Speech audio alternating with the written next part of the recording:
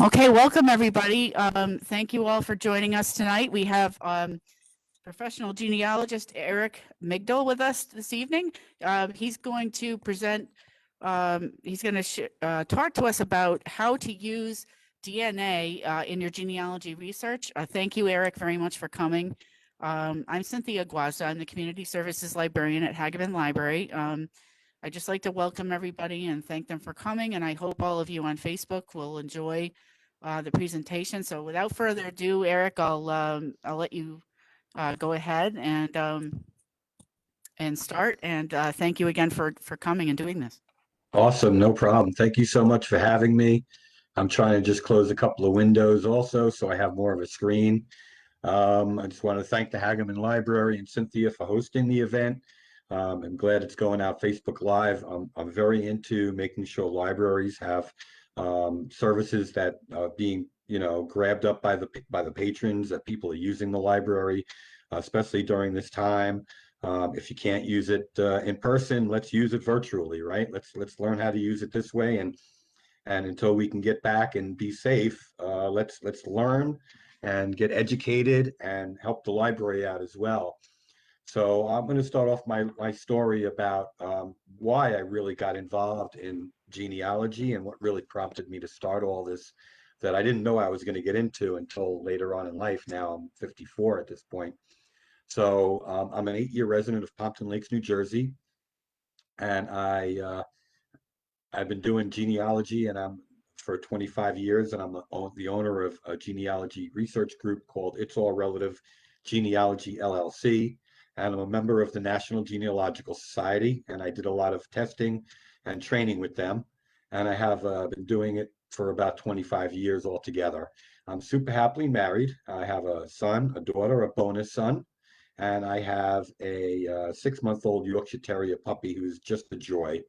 I got interested in the study of family history because I was adopted as a child, and my starting goal was to learn about my biological family. So I was told about age 7 that I was adopted, and at that time, obviously, I had no idea what that meant, except I was told that I was loved twice. So after my daughter was born in 1997, I decided that it was time to find out the truth. But unfortunately, I had very little to go on. I received from my mother a hospital record from my birth and a page from my final adoption decree. They showed the name of the natural mother as Rose Becker and the name of a hotel in Miami, Florida. I searched for 20 years under the assumption that Rose was young, possibly Orthodox Jewish, and from Queens or Brooklyn in New York, and flown down or driven down to Miami to secretly give birth to me. That was a bad assumption. I received information vital to my research from the Florida Adoption Reunion Registry that I had signed up for many years earlier. I was told that my birth mother was 38 at the time of my birth and from a Midwestern state with the letter I. So I began looking for a woman named Rose Becker, obviously, born approximately 1927 in Indiana, Illinois, Idaho, and Iowa. I made a lot of inquiries and phone calls, all of my disappointment. I then did Ancestry DNA and 23andMe DNA test. When I received results showing no Beckers anywhere in any of my surnames of any of my matches, and once I started researching, finding nothing, I knew something wasn't quite right. I was DNA matched with a cousin, as they called him, a cousin named Norman Fuhrer, and I got in touch with his wife, who is the family genealogist on that side of the family anyway. And over the next year, I built a family tree, placing as many DNA matches as possible into it. And I received guidance and help from a few wonderful people on Facebook and other places to nail down that I was a child from this family. The family were all from Chicago, Illinois. So there's the Midwestern state with the letter I was looking for. And I was then told to reach out to a woman named Judy. And I sent her a letter. And then 3 days later, I received a phone call from a woman named Susan. She told me that Judy is her maternal half-sister. So they share a mom, but not the dad. I told her my story, as I'm telling you, and she said she would agree to do an ancestry DNA test for me. So 6 weeks later, I had not one, but 2 half-sisters on my mother's side, And to my disappointment, I found out she had passed in 2003, but found out the true name of my biological mother was Bellafior. Okay, so now all those years I spent looking for a woman named Rose Becker, and boy, did DNA help. So the program today is going to be mostly on what you're going to find when you do a DNA test and how it might help you in some of your searching. Even if you're not adopted, it always helps you a little bit in finding more information. But I have found and met a half sister on my paternal side as well. I do have a good relationship with Susan, but I have a better relationship with my paternal half sister for one reason or another. We don't know. And I found 7 half siblings, 14 nieces and nephews, and dozens of cousins. Some of them I like to talk to more often than others, but life gets busy. So everybody sit back. I'm going to share my screen. And I did decide on which one I was going to go with. So I'm going to share, and I'm going to this one. Going to slideshow from current slide. I hope everybody can see that and hear me. Okay. So we have. I can see it. Yep. Okay, I went with understanding and analyzing your DNA matches because some of you are I heard, already did your DNA, and it does incorporate a little bit of the other program I was going to do as well. So they're very similar in a way. And if there are questions that are more covered under the other one, I can always bring up the slide on that one. So it's no big deal. So I'm going to start with, basic terminology for people who don't know. What is DNA? Smaller, show active speaker video view. Okay. So what is DNA? DNA, or a deoxyribonucleic acid, is a long molecule that contains your unique genetic code. Like a recipe book, it holds the instructions for making all the proteins in our bodies. Your genome is made of a chemical called deoxyribonucleic acid, or DNA for short. The complete set of DNA makes up your genome, your complete encyclopedia of life. It makes your eyes blue or brown and your body tall or short. So there are several DNA testing companies some of you are probably familiar with. There are several big name DNA testing companies that you can choose to test with. These tests usually are done by submitting a sample of your saliva, which contains your DNA, or a mouth swab that collects DNA material from inside of your cheek. The most popular DNA testing companies are Ancestry DNA, 23andMe, MyHeritage, Living DNA, and Family Tree DNA. I have ancestry tests available. I don't know why I threw that in. These companies provide autosomal DNA tests, and not all provide testing for Y DNA or mitochondrial DNA. Now, if you test with Ancestry, some of the things that they will give you and you'll learn about are percentages of your ethnicity estimates and regions. So it's going to tell you where your family might have come from over the last 300, 400, 500 years at the most. It'll trace your ancestors' journey throughout time. It'll identify other relatives who have also taken Ancestry.com's DNA test. You can build a family tree on Ancestry with a subscription. The DNA collection type is saliva collection, and it's an autosomal DNA test. Time to results is 6 to 8 weeks, and the pricing, a DNA test kit costs $99, and they do have sales, so always look for them. And a subscription is $24.99 a month for the US edition, and $37.99 a month for the World edition. And you can always get a better monthly rate for a full year subscription. 23andMe has 2,000 regions of ancestry reports. So they're telling you a lot of different places where your family might have come from. They break it down a little more than Ancestry does. They have 50 reports, including ancestry composition, ancestry detail reports, maternal and paternal haplogroups, and Neanderthal ancestry. I really am not going to be interested in the Neanderthal ancestry. I'm not going back 500,000 years to find out whether my family is actually Neanderthal or not. It does have a DNA finder, relative finder, which will match you with DNA matches as Ancestry does. It'll help you share and find and connect with relatives in the 23andMe database who share DNA with you. It will automatically build a family tree for you based on your DNA matches. But remember, there are estimates until you decide that you have the correct information and the person in the correct position in your tree. 23andMe offers ancestry and health reports separately. You can buy an ancestry report for $99 or an ancestry health and health report for $199. But do not use health information from a DNA testing company for any medical uncertainty. If you do the DNA health report from 23andMe, and they happen to say that you might be a carrier or have a bad gene in BRCA1 or BRCA2, which is very important, don't just go by what 23andMe says. Go to a doctor and get full testing done on all the areas of those genes that might have that composition. 23andMe does not give you enough information, so always go and get it tested further. But there is no subscription cost to 23andMe. The tools are free after you do the DNA test. So what is genetic genealogy? Genealogy is simply the study of one's family tree or ancestry. But genetic genealogy uses DNA testing to determine the genetic relationship between individuals. I regularly use different DNA tests for my clients to assist in building correct family trees. I use centimorgans, the combined segments of DNA shared between two persons to determine a possible family relationship. So, what is a centimorgan? I'm going to throw a little bit of terminology at you, and then it gets a little more interesting. A centimorgan is just a fancy word that geneticists use to describe the length of a DNA segment.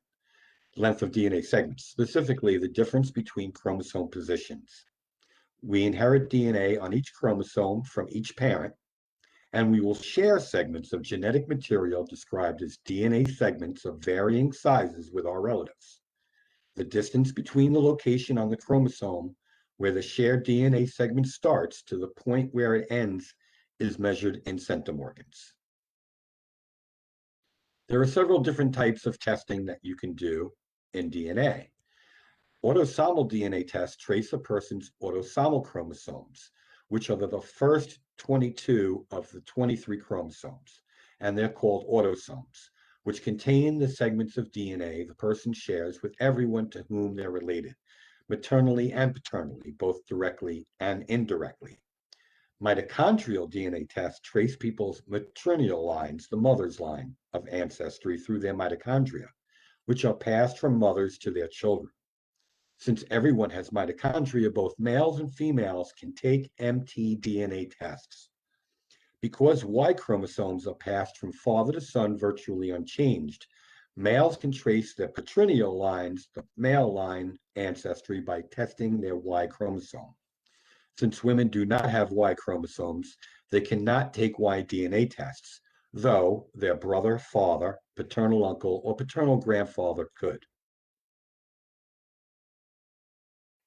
When you first take a look at your matches after a DNA test, it may be a bit confusing at first. You will see the names of your matches, an alias, or initials if they choose not to use their real name. They may have a picture or even an age range. They don't usually show the age, but they show the age range. The matches are arranged by default by the closest relationship possibility first, and will continue down the list to the furthest relationships. They will be classified by a possible relationship based on the centimorgans that you share, or percentage of shared DNA. The higher the centimorgans, the closer you are related. You will also see the amount of segments you share. Those are the little pieces of DNA that you share, and the total amount of centimorgans are across those segments. You will see tabs and options to filter your results in different ways. On Ancestry, you can customize color coding of your matches to place them into categories. So for instance, this is my 3 top matches on my Ancestry DNA test. Obviously, they don't know if this is my daughter as the first person, so they can tell you by the amount of centimorgans that I share with this person that she is either my parent or my child. But I do know this is my daughter.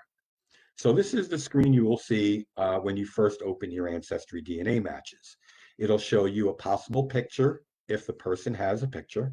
It'll show the name, initials, or an alias here, and it'll show whether they actually have a family tree of their own on Ancestry and whether you have a common ancestor based on that family tree. It'll show you a range of possibility of how this person is related to you. For this instance, it's parent-child, and how much DNA you share with the person is 3,464 centimorgans across 27 segments out of the 22 autosomal chromosomes. I did star this just to show you that you can star it so you can go back to it later and find it more easily. And you can also filter by the different groups, share DNA, trees, notes, messaged, whether you message them, whether you have common ancestors or if you have not viewed them. And you can sort them from high to low on the DNA scale, the shared DNA, or from high to low, and several different options available. The two others are my sister Susan, who's my half sister on the paternal, my sister Linda on my paternal side. And it shows we share 1,915 centimorgans across 42 segments. And maternal half sister, where we share close family first cousin, is the range of 1,748 centimorgans across 49 segments. The amount of segments that you share the DNA on are not as important as where the DNA lands on those segments of your chromosomes. So my daughter, even though she shares a lot more centimorgans with me, shares those segments, shares that DNA on less amount of segments, but I have larger sections that are filled in. And I'll show you that as well. So I get a lot of questions about what it means to be a first cousin, second cousin, first cousin once removed, half first cousin. So I made this little slide to show a little bit about what that means. So these are three of my, they call second cousin matches, and they range in centimorgans from 501 down to 208. Okay, so the first person, and the reason why I know how they're related to me is because I built a family tree and was able to find the correct position in the tree that they belong to. So even though Ancestry tells me that they're second cousins, or first to second cousins, or second to third cousins, I know where they lay in my tree. So then I know how they are correctly related to me. So the first young lady, as I show you, sometimes will show a picture if they put a picture of themselves up, which is really nice to see. Not the most important thing, but it's nice to see who your cousins are if they have a picture. So she is my first cousin once removed. And the best way to understand this is for every G in grandparents, it's going to be a cousin. So for instance, and you always go by the lower amount. So for instance, her great-grandparents are my grandparents. You always go with the less amount. So my 1G makes us first cousins. But because her great-grandparents are my grandparents, she is one generation removed from me. She is off by one generation. So for instance, if her great-great-grandparents were my grandparents, she would be 2 times removed. The second person is a second cousin because her great-grandparents, 2 Gs, are my great-great-grandparents, or 2 times great-grandparents.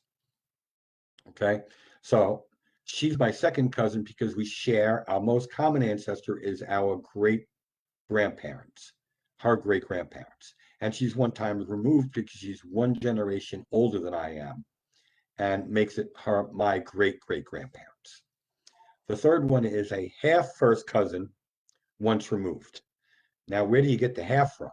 His grandfather, 1G, first cousin, is my great-grandfather, 1 generation off, 1 generation removed. But his grandmother is not related to me in any way. So we only share half of the grandparents. In order to be a full cousin, you need to share both sets of both grandparents and not just a grandfather or grandmother. So I'm sure I'll get questions about that. I might not, but we'll see. So these are my matches on 23andMe. As you can see, it's similar to Ancestry. It will show a picture if they have one up there. It'll show you their initials and a full name. It'll also give you ways to sort by strength of relationship or the opposite way from least to most strong relationship and centimorgans. Now on this screen on 23andMe, on your main screen of your matches, they don't show centimorgans, but they do show a percentage of DNA shared, and excuse me, and how many segments that you share that DNA on. So for instance, I have my sister Linda, and every testing company have different algorithms on how they decide how they're going to interpret your DNA. They're not always exactly the same.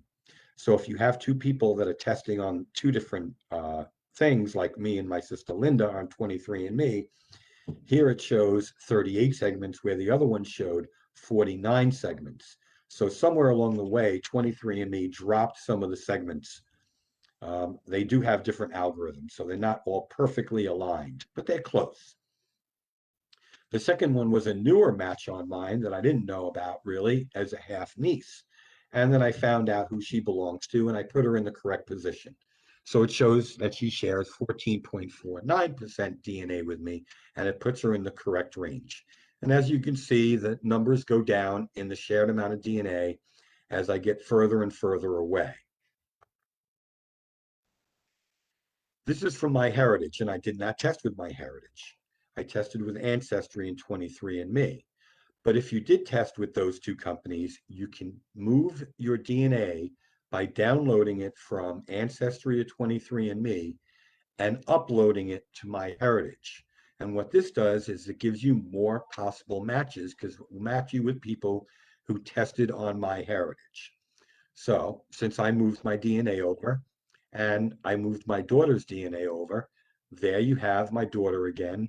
And this is what you would see on your MyHeritage DNA matches. This one will, again, possibly show a picture, a name, an alias, or initials. It'll give you an estimated relationship, daughter, and it'll show you the age range that they are in, 20s, 30s, 40s. It also tells you where they're from. For instance, it shows that my daughter is from the United States, and I do know that. It also shows on this page, it shows the amount of shared DNA, 49.2%, which is a little different than the other ones, but close enough, and 3,486 centimorgans, which again is very close to the other numbers that I had. And it shows close to the amount of shared segments. The other one was 27, this one is 25. But it shows the largest segment. How big of a piece of the pie that segment holds is 217. It shows that she has a tree that she manages with 62 people. And then the second person down is a first cousin once removed to second cousin estimated relationship. She is a first cousin once removed. So based on the shared DNA and the amount of centimorgans we share, she is in the correct position to be that relationship. It shows that she's in her 40s and from the United States.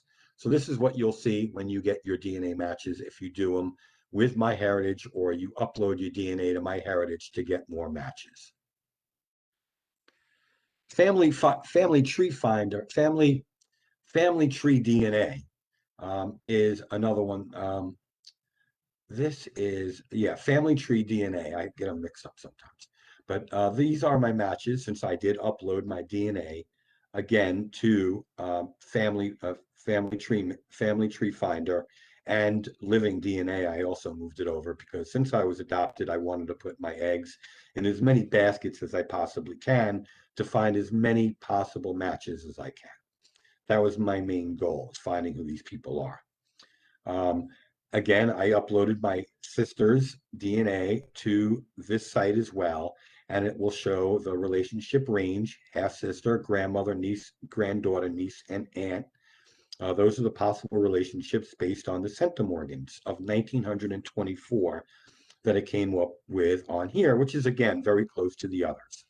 And I listed a few more of my matches. And I do know where some of them lie, but not all of them. I can't place all of them in my tree. It's just not possible to do everybody, but I try to put as many people as that I can. Again, you can sort by page number. You can sort by searching for a name or an ancestral surname, and you can sort them by paternal and maternal side. You can put them on that, and if you're related to both of your parents on that line, you can also do that. This is what's called a chromosome browser. Now, people who have done their DNA tests might want to use this to understand how more than one person are related to you. So, for instance, this shows a chromosome browser and the segments of DNA that I share with my daughter in red, and the segments I share with my cousin Kimberly in yellow. But you can see that the yellow and red and my DNA overlap in some of the places. So this is called triangulation. I am triangulating between three people where the centimorgans and the centimorgans come from on these segments. Now, if I added another person that I didn't know how they're related to Kimberly, myself, or Amanda, and I start seeing overlays on top of the ones that I have with my daughter and Kimberly, then I will know that in some way, somewhere close by, depending on how many I share with them, if it's a lot, I know they're very close to Kimberly, then I will know that they are lying on same segments that I share with Kimberly, will tell me that they are from a certain family line that matches with Kimberly. So like I said earlier, I uploaded my DNA from Ancestry and 23andMe to other DNA sites so I can get more matches. So when you receive your DNA match test results, you can download your raw data file onto your computer. Most of the time, I would say put it on your desktop so you can find the file right away. Then you can upload your DNA to other companies and sites. When you download your DNA, it's in a form of a zipped file, which is a compressed file. Don't unzip the file before you move it and download it upload it to the other site. It won't work. So you want to leave the zipped file as it is on your desktop. You can then upload to the other companies and sites. This gives you a larger pool of matches to add into your tree. GEDmatch is one of them, and it's a public DNA matching sharing site. Bless you. Unless you opt out and install privacy options, your DNA information can be viewed by anyone that has a free account to this site. Family Tree DNA, MyHeritage, and Living DNA accept DNA data uploads. You cannot upload DNA data to Ancestry or 23andMe. This is my listing that shows from GEDmatch, okay? So like I said, I put my DNA out everywhere because I was looking for family members. Since I didn't know who my biological family was, I had no way of starting to learn unless I really started using the DNA and talked to some of the people that I matched with. So again, just a brief showing you of what you're going to find if you upload your DNA to GEDmatch. It'll give you a kit number, and Ancestry will start with A, and 23andMe will start with M. Family Tree DNA kits start with the letter T, and MyHeritage kits start with the letter H. Okay, so just give you that idea. It'll also show you the largest segment of DNA you share with that person, and it'll also show you your total amount of centimorgans that you share, and it'll also show you how many generations your most common recent ancestor would be. For instance, actually, the first one is actually myself because I put it on twice. And the first one is my daughter, excuse me. And the second one, I believe I moved from somewhere else. But it also shows that the amount of centimorgans that I share with the person. And it also shows, like I said, the generation that the most common recent ancestor is from. For instance, my sister, which is this one here, 217 centimorgans, is 1.4 generations. I generally drop the 0.4 or move up to 2 if it goes above 0.5. I just bring it up or down depending on that decimal point.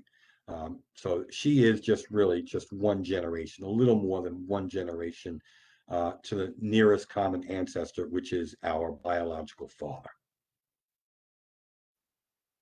This is a really great chart for people who want to understand relationships and how the centimorgans are related to those relationships. This is called the Shared Centimorgan Project. Let me get rid of this. Or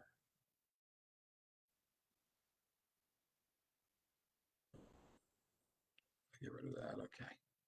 So this is called the Shared Centimorgan Project version 2.0. There is a newer one.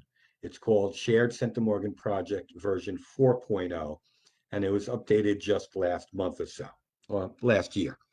But it's similar in shape and form to this form, but always try to get the latest version. So if you're going to look for it, go online, go to Google, put in the Shared Centimorgan Project version 4.0, and you will find the new chart. But I just wanted to show you, it's very colorful, and it breaks down your cousins, your grandparents, your parents, and your siblings, and how you're related to them. But it shows you the average amount of centimorgans that you will share with that person based on the relationship that covers that average. It'll also give you the high range and the low range that you may find in those centimorgans for that relationship. So there might be more than one possible answer to how many to the relationship based on the centimorgans. For instance, my sister Linda could have been my half sibling, my grandchild, grandparent, or my aunt or a niece. But based on doing more research, I was able to put her in the correct position and find out that she is a half sibling. DNA Painter is a website for genealogists and family history enthusiasts who have taken an autosomal DNA test. DNA Painter's shared centimorgans tool figures out how you're related to a match. I'll go over, I think I have a slide on that. What are the odds tool will identify an unknown parent or ancestor. You can visualize your tree in a fan chart and other kinds of charts and understand DNA inheritance paths. You can build a tree or you can import one onto DNA Painter. You can track the DNA you share with matches and map segments to ancestors. In other words, triangulate. So you can map the segments of which person is related to who based on where they lie on the segments. DNA Painter is free for you to use. You just have to sign up for a free account. So this is the DNA Painter Shared Centimorgan Project Tool 4.0 tool. So this is an updated version of the other chart.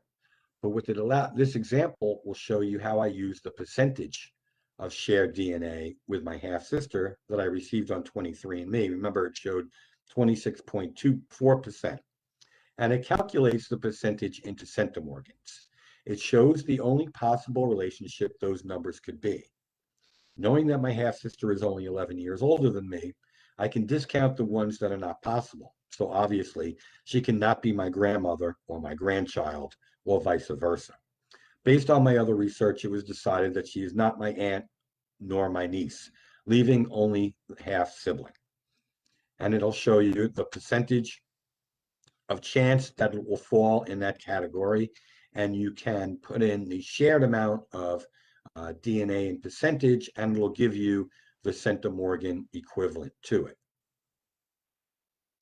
If relationships are estimated, how do I know how they are truly related to me? When your matches come in after a DNA test, you may know a few of them. If you are an adoptee, you might not know anyone at all. The only true way of knowing a true relationship to your matches is by building a family tree. Family trees will allow you to place matches into the correct position so you can understand the relationship.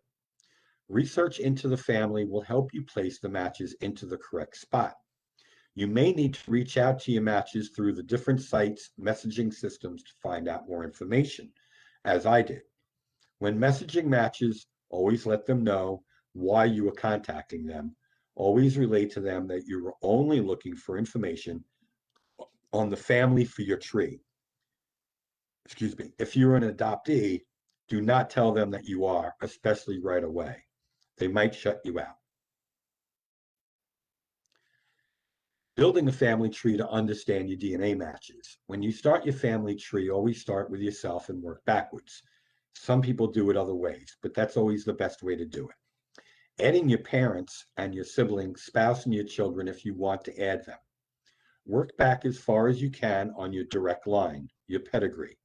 So in other words, don't add a lot of siblings, aunts, and uncles and cousins right away until you can build back a little bit further, maybe to great grandparent, and then spread it out. You can then start adding in aunts, uncles, and cousins, your extended family. Don't be concerned about knowing all the facts yet. As you build the tree, you can slowly add facts by adding sources of information to back up their place in the tree. One of the good ways of starting a family tree to help you understand your DNA matches is using a couple of forms. And this is from a site called PDF Filler, which is very great because you don't have to write everything down by hand after you print out a sheet of paper. You can fill it in with your typewriter on your keyboard on your computer and place the information that you know into the spots where they belong for you, your parents, your grandparents, and so on. This will help you keep track of the information that you want to add to your family tree later or to save and put in a binder. But this is also free, and you can go to PDF Filler and you can find a 6th-generation pedigree chart. This is called a family group sheet, and you can also find this on PDF Filler. Again, you can fill it in online with your typewriter and not have to print it out and use a pen and paper. Some people do prefer pen and paper. By all means, print it out and use it, or find others online. There are plenty of options for finding family group sheets and pedigree generational charts online. Just Google it, you will find them. So where can I build my family tree? There are several places to build your family tree, and it can be done online through Ancestry.com, 23andMe, MyHeritage, Family Tree DNA, or you can buy a standalone software to use on your computer from Family Tree Maker and Roots Magic are the two most popular, and the two that I would highly more recommend than any others that I've found. Family Tree Maker is a little more detailed, and it might be a little difficult to learn how to use it right away, but there are a lot of videos and tutorials online and through their website that will help you figure out how to use it. It's a little more detailed. And Roots Magic is also a little detailed, but not as bad as Family Tree Maker. Also, lots of tutorials online on how to use the software. So I just wanted to show you a little bit about my extended family tree and how I use the DNA to build my family tree. For instance, I didn't know who my biological mother over here was. So I had to go back, and I did learn based on my DNA match with my half-sister, Susan, and Judy, who's a half-sister, but she did not DNA test. But using Susan as a guide, using Susan as a guide, I could place her and my biological mother into my family tree. From there, I can research who my biological mother is and find out who her spouses were. Now, she did not marry my biological father. And to be honest, I doubt she even remembered who he was. It was most likely a one-night stand. And my biological father was married to another person at the time. And he had a couple of children, and all three of my half siblings on that side that my biological father had, the males, are all around the same age as myself. They're not too far off. So I did block out the living names so that just for privacy there. My daughter is down here, and I did put in on my family tree the amount of centimorgans I share with her as a guide to help me understand other matches. You can do that with Ancestry. You could put the amount of centimorgans of your shared match if you have them in the tree to understand where they might lie in the family tree based on the centimorgans. And this is a pedigree family tree. This does not include siblings, aunts, uncles, cousins. This is just your direct line. This will show you, your parents, your grandparents, your great-grandparents, great-great-grandparents, and so on. As you can see, I don't have a lot filled out. For instance, on my biological father's side, I don't know who his father is because he was adopted as well.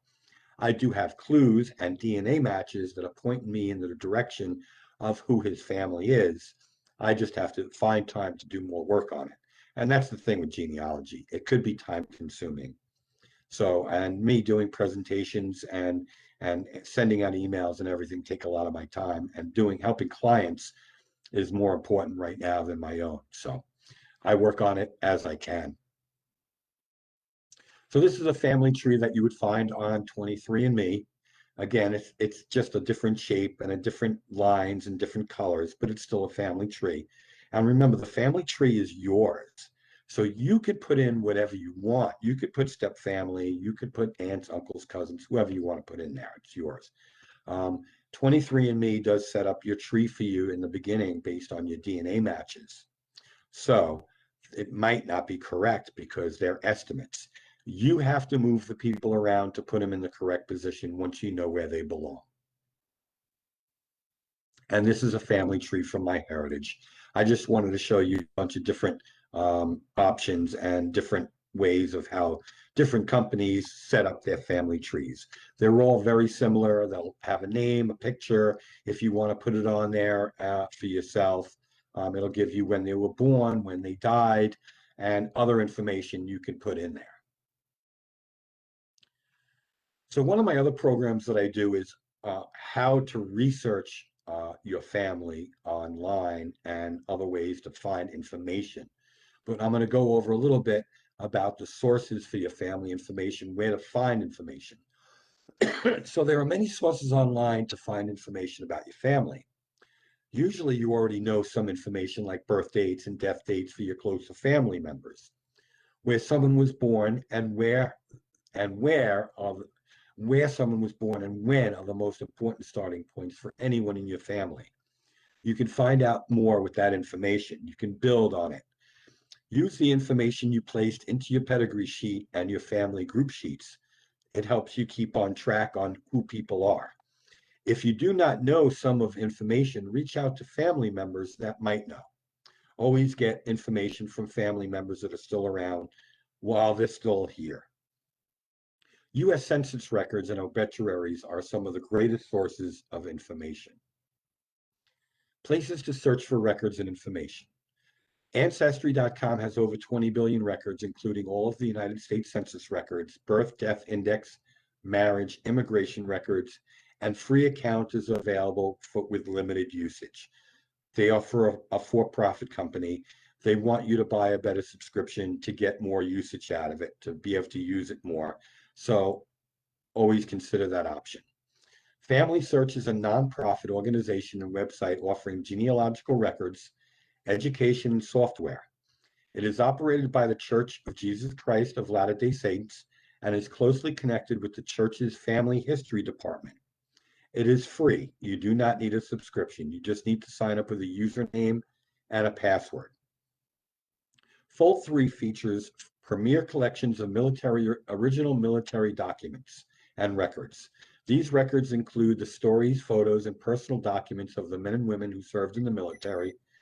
Many of the records come from the United States National Archives, the National Archives of the United Kingdom, and other international records.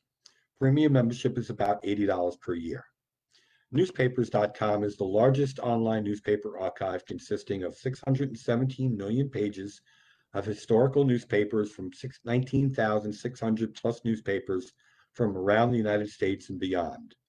Newspapers provide a unique view into the past, and it can help us understand and connect with the people, events, and attitudes of an earlier time.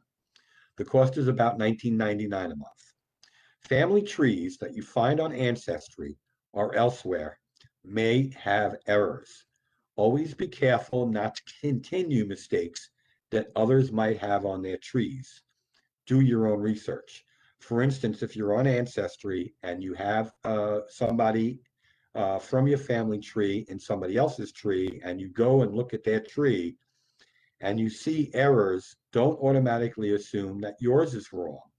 Always automatically assume that theirs is incorrect, but research both. You might be wrong, but you don't want to keep continuing somebody else's mistake. This is my a profile on Ancestry on my family tree of my maternal grandfather, Joseph. What I wanted to show you here is how Ancestry lays out the information that and the research that you do, the sources you find, and how to put them into Ancestry. For instance, on this page, it shows that my sources are the 1920, 1930, and 1940 census, and it'll tell you where that information came from. For instance, his birth will tell me that he was born in June 20th, 1885 in Hungary, based on information I found, and the birth of a brother, his parents, and his wife.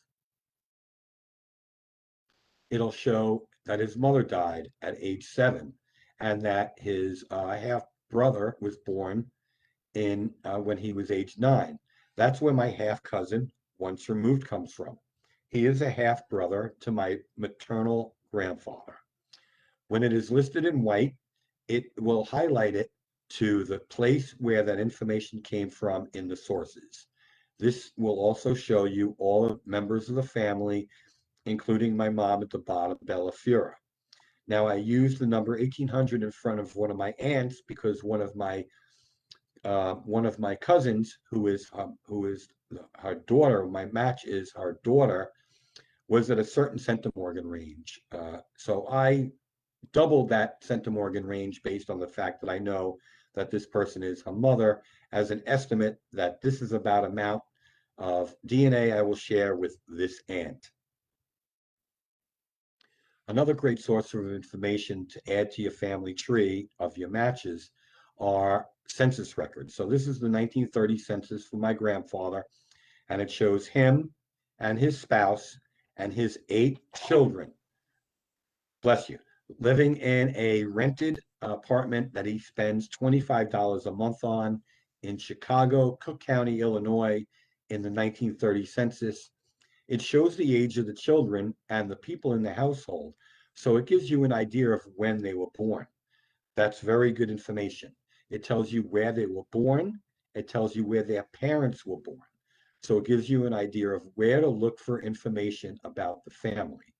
It also shows you the sex and if they're going to school.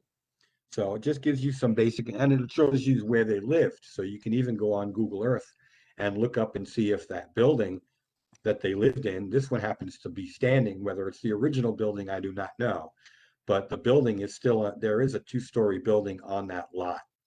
So I do know that was where they lived. Obituaries also give you great information to help you with your DNA matches. For instance, I did find in my DNA matches the name Heinzel, and I did find the name Grossman. So I wanted to know how those people are related to me. So this is for my great grandfather, my father's mother's father. Okay, I don't want to confuse you too much, but this is my paternal, one of my paternal great grandfathers, and it shows that he was married to Maria, and it shows her maiden name. Now, what can I do with the maiden name? Now I can start looking for Maria Halper and see if I can find out more information about his wife, who is going to be my great grandmother. And it shows that he's the loving father of Hattie Ryder, Gussie Heinzel, whose name came up in my DNA matches, Mary Grossman, Victoria Bessemer, Leo Charles Walter, and one son in Lewis. So now I can build my family tree off of these people. And I can stretch it downwards because I know he is the grandfather of 15. So these children of his had children, and the great grandfather of 7. So those children had children. I could really build my family tree just from the little bit of information I received from this obituary. Okay. Understanding how your DNA matches are related to you is not always easy. With time and some patience, you will learn to organize your matches and figure out their true relationship to you. Using tools that are available to you on Ancestry, 23andMe, GEDmatch, DNA Painter will help you understand more about your family and the DNA matches you will find. I am available to assist you in your search for answers about family and your DNA matches. I do charge for my services. I am sure there are areas I might not have covered today, but please ask any questions at the end. I will do my best to answer them. This is my biological mother, Bella Fura. Unfortunately, I didn't get to meet her. This picture is from about 1950, 1952, based on her hairstyle and how old she looks in the picture. And the main reason why I wanted to find biological family was not only to know who they were or how they lived, but to get to meet them. So on one side is my half first cousin, one time removed, Norman Fura, who I met in Titusville, Florida, when I went on a trip to Orlando to go to Disney World, and he lived a couple of an hour or so away. So me and my wife took a drive and spent some time with him.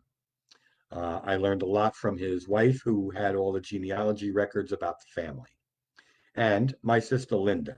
She is a half sister, but we don't call them halves or steps anymore in my family. That she's just my sister. We have a great relationship. We met in Washington, D.C. during a trip I took. I drove down with my wife and stepson, and she flew up with her husband from Tennessee. And we spent 4 great days enjoying the pool, museums, monuments, memorials, and restaurants, which we really enjoyed. So we had a great time meeting. That was the first time we met in that picture, which was really great. You see how happy we both are. So this is my information about my business. I don't push my business much on the library presentations because I'm here more for entertainment and understanding and education. And I'm doing it for the libraries more than I'm really doing it for myself. But I want to make sure you have my information. If there is on slight chance that someone needs help and they're interested in hiring me, I do give free consultations. I do go over what your particular case will be, because remember, everybody's an individual.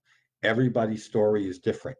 Everybody's looking for something different. So I can't give a basic overall price of and how long it might take me to do research based on just not knowing anything. So I like to know a little bit, and then I can give you an idea of how many hours it might take me, or how many weeks or months even. So get in touch with me. My phone number is listed. I'm a wide open business. I have Facebook, I have email, I have Twitter, I have a web page, and I am a member of the National Genealogical Society, which I'm very proud of. There is a meeting, a conference called Roots Tech, which is starting tomorrow. And this year it is free. You do not have to travel anywhere like you normally had to do in other years. It is all virtual, it is all online, and it is all free. Go to Roots Tech online, Google Roots Tech, and you will find the information to sign up for free and listen to people speak. And you may ask questions of some of the participants and people who are doing seminars. I should have got involved in it earlier and been a speaker there. I did not. I'm doing a lot of presentations for libraries, so I just wanted to let you know about that as well, since it is coming up tomorrow. I do have other presentations. I generally post them on Facebook. It's our Relative Genealogy Research page and my group. So take a look for them. If this library is interested in doing any others, just get in touch with me. And that is all I have to say about that. And stop sharing. Stop sharing. There's the button. All right. So Thank you very, very much, Eric, for this presentation. This is so much information, and it's wonderful. And thank you for sharing the information at the end as well, about the Roots Tech conference. That's wonderful. Thank you very, very much for doing this. All right. Thank you. okay, so we can open up some chat and we can see if there's some questions.